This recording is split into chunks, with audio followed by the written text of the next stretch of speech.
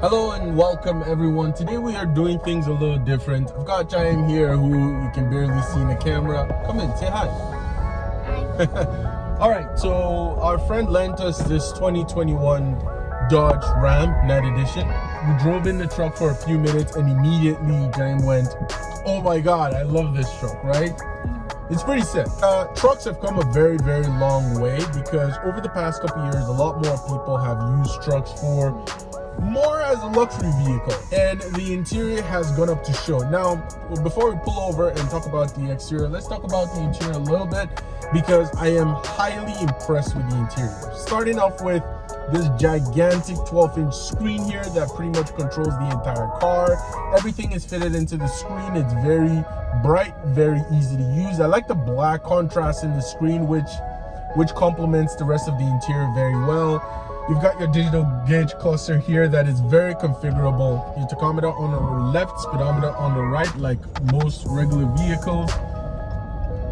Such a nice ride. Anyhow, in the middle, you've got a screen that is very configurable. You can toggle through to see many different things. The ride height, again, like in previous edition Rams, it's very, very nice. The air-conditioned seats just kicked in. And again, that's another thing I'm talking about. These trucks these days are chock full of technology. They're on par with many luxury cars out there. The only difference with these and the luxury cars or SUVs in this segment is you've got a bed. You've got a big bed, you can tow stuff, and that's pretty much the only difference these days, guys. These trucks are next level, and from the price point for what you're paying, I can start to see the sense in why a lot of people these days just buy a nice truck as opposed to spending 60, 70, 80 grand buying a souped out Mercedes, because these are nice. Yes, this is not the TRX edition. This is the Eco Diesel, which is pretty good. It does about 22 miles per gallon in the city, I believe 28 miles per gallon on the highway. If that's completely wrong, I'm gonna figure out the numbers and put them right here. We're just gliding through. We're just gliding through. Giant, what do you think about the truck? It's nice. It's so big, like you can see the cars. It's pretty big. And visibility in the truck is really good. You've got this nice panoramic sunroof up top that does pretty well to let all of the light come in. So you're not shy of light in this vehicle at all. I'm sitting in the back here. Sorry for all the sunlight, but the panoramic roof makes it very, very spacious because there's so much light coming in. It puts a smile on my face just climbing stuff or getting over bumps here because it moves so nice. It moves so stable. Everything feels really, really nice. It drives really well. It blows my mind to see that trucks have come this far and look this good.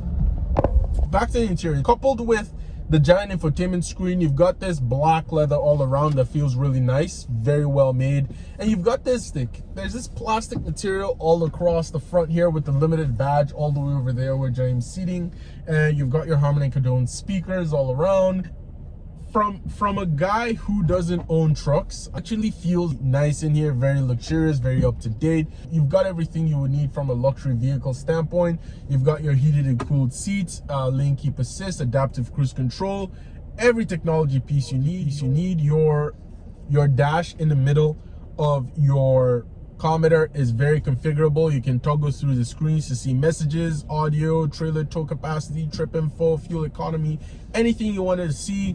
The transmission gear lever is a knob on the front here that you toggle through reverse, neutral, drive. That's not very new. A lot of cars are doing it. But what I like is how this has been arranged right next to the transmission toggle lever. You can go between the 4-wheel drive, 2-wheel drive, 4-wheel low, 4-wheel high.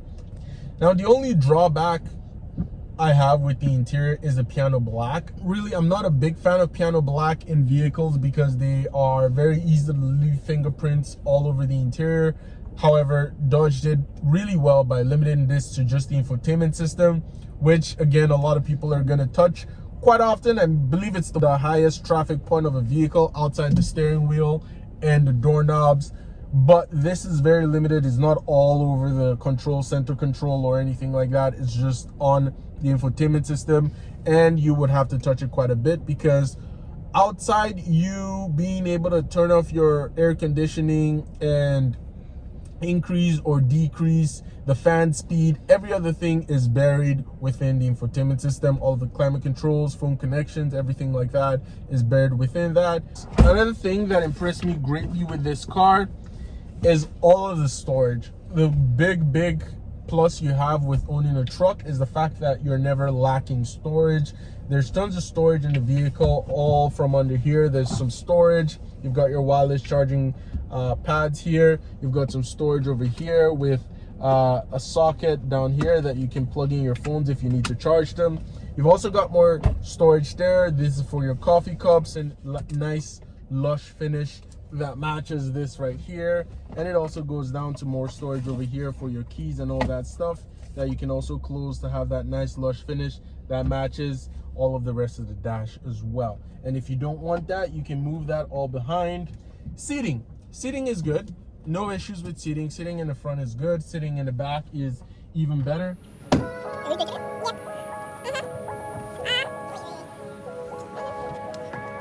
And see you being able to put 4 people back there. It's very comfortable, as you would expect. It is a truck, so that shouldn't be a problem. Kids are gonna like it back there, and if you like a lot of light, that's a big bonus for you as well. With this, you can get it in the V6, the V8, and the Eco Diesel, which we have here. The V6 does quite good, about 23 miles per gallon in the city, a little bit more on the highway. The V8 does a little less, I think about 17 or 18 miles per gallon in the city, and a little better on the highway. Not too bad. This does, like I said, 22 miles per gallon, which is pretty good. Because that's all you need in this truck. Towing capacity about 11,000 pounds. The car is easy to drive, very easy to drive, very 2021 here. It is what you would expect from a 2021 car. It looks nice, it feels nice, it drives nice, ride height's good, transmission's good, engine's good. There's really not much to complain about with this vehicle. Besides the fact that Ford is a higher selling volume truck, I don't see a lot of drawbacks with this against the Ford. I like the look of it, I like the feel of it. I know Ford they've come out with the 2021 Lightning. That is quite a challenge for a lot of other trucks in the segment. I don't feel like it's going to be too long before other manufacturers start coming out with electric trucks and all that stuff. Hybrid trucks were very quick to catch on, so electric trucks are only a year or 2 away, in my opinion, from every other truck manufacturer.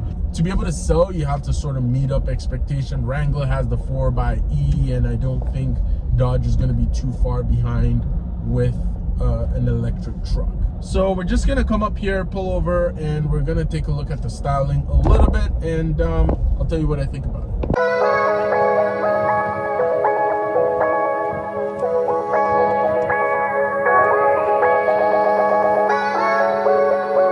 And the towing capacity is still roughly around 11,000 pounds. The Ford F-150 does about 13, so this doesn't compete on that same level, but close enough. The look of the car is really nice. I'll step back just a bit to give you a better angled look. It is really nice, very clean. The night edition is actually something that appeals to me. I like all the chromes. I like that all the chromes are blacked out. The tires are black, the trims are black. It is a really nice look. It looks very bold, very aggressive, something Dodge cars are able to do very well. You've got your LED daytime running lights. I'm gonna turn them on in a minute, and now, yes, you've also got your tow hooks underneath here and underneath here. Yeah, so what this car does give you is a combination of looks and quality interior, which are all the things that I want to know, feel, and like when I buy a new car. Ram does tick all those boxes. It's not a bad truck. These ones can tow up to 12,700 pounds and carry a payload up to 2,300 pounds. Ford F-150 does about 13, so this doesn't compete on that same level, but close enough. Dodge has done a very good job with the Ram. I want to say a big thank you for tuning in today. That's all we have today with the 2021 Ram. We have to return the car to my friend. Big thank you to Rash Kumari for letting us borrow the truck. Time to go get ice cream. Remember to like, comment, and subscribe, and we'll see you next time. So you can click the back cam and you have your backup display at all times, and I like that. You can turn that on and off. Oh wait, how do you turn it off? I guess to turn it off, you click the backup camera again, and that should go away. Doesn't go away. Doesn't go away. Let's try moving it to reverse, and then back to park, and then it goes away. So let's try that again. Backup camera, that comes up. Back up, back up, back up. That doesn't work. So I guess you can put it into the backup camera, but you can't take it out of it.